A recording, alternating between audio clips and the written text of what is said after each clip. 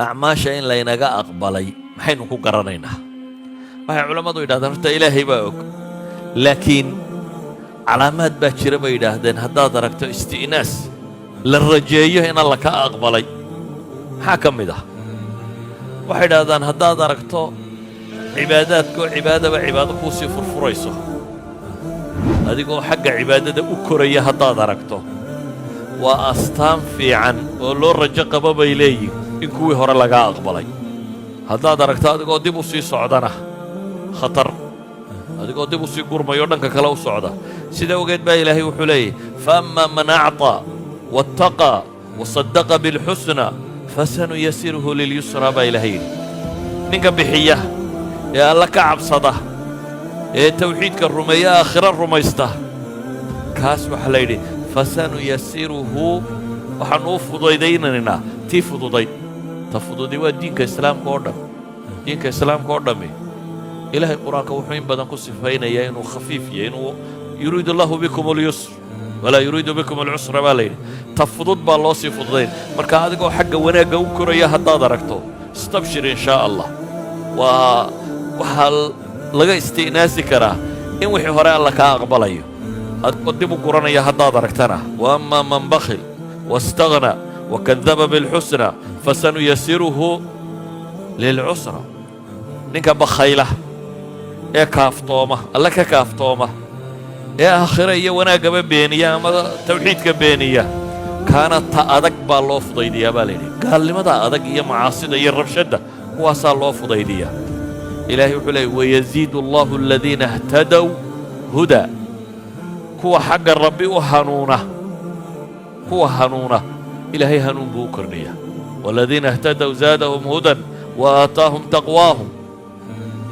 waxay culammadu yidhahdaan markaa ihtidaagaasi waxa uu tilmaamayaa qofkii acmaashii markuu isagu la yimi waxoogaa oo sii koraya haddaad aragto xagga khayrka u sii socda wuxuu yahay qof alla hanuuniyey marka waa qof acmaashiisii hore cinda allaahi wax la aqbalay ee u ekaatay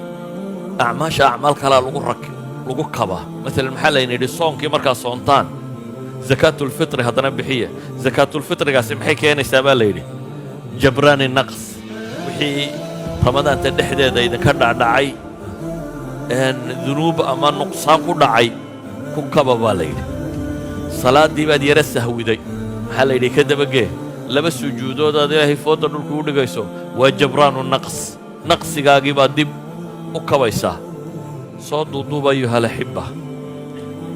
darsigaygani wuxuu ku kooban yahay markaa kow inta wax qabanaysaa yaan cujbiyo quruur ku dhicin ilaahay baa oginta la aqbalay kaasi waa mid dadaalka inaad badiso oo haddii alla wax kaa aqbalo waxa la hubaa camalka kalena inuu kuu hagaagayo adduun iyo aakhiraba inaad guulaysanayso acmaashu marka in la aqbalaba inta kale alla sii fudaydiyaa saalix ka sii dhiga se waxaynu u baahannahay laba halba inaynu ku dadaalno kow qadiyatulcilmi inaynu ku dadaalno waxa waxayna kaga asaxayaan waa dhib 40 sannadood inaad tukanaysay ilaa haddana aanaad aqoonin salaaddu maxay ku burtaa maxaa lagu aqbalaanad garan waa dhib mas'alatilcilmi camalkaad samaynayso inaad isku dayda aqoon inaad u yeelato ka labaadna waa maxay waxyaabaha camalka ama buriya ama nuqsaamiya ama u diida in la aqbalo inaad ka jafi kartid isku daydo intaad ka jafi kartidba inaad ka jaftid ka saddexaadna istikfaarta iyo tawaaduca iyo rabbi isu dhuldhigiisa inaad badsatid ilaahay waxaan ka baryaynaa subxaanahu wa tacaala intaynu la nimayna allah inaga aqbalo acmaasheennu cinda allaahi tii maqbuula in alla ka yeelo waxaa acmaasha burinaya in ilaahay subxaanahu wa tacaala inaga faydo qalbigeenna in ilaahay subxaanahu wa tacaala nadiifiyo saafi ka yeelo kuwa muslima oo islaamnimadoodu dhabta ku dhinta in alla inaga yeelo sala allahu calaa muxammadin wacala